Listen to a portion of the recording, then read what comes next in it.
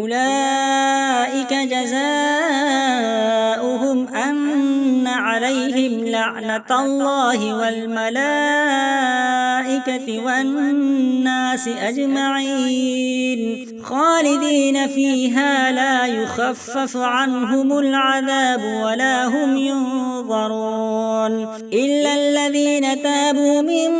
بعد ذلك وأصلحوا فإن الله غفور رحيم إن الذين كفروا بعد إيمانهم ثم ازدادوا كفرا لن تقبل توبتهم وأولئك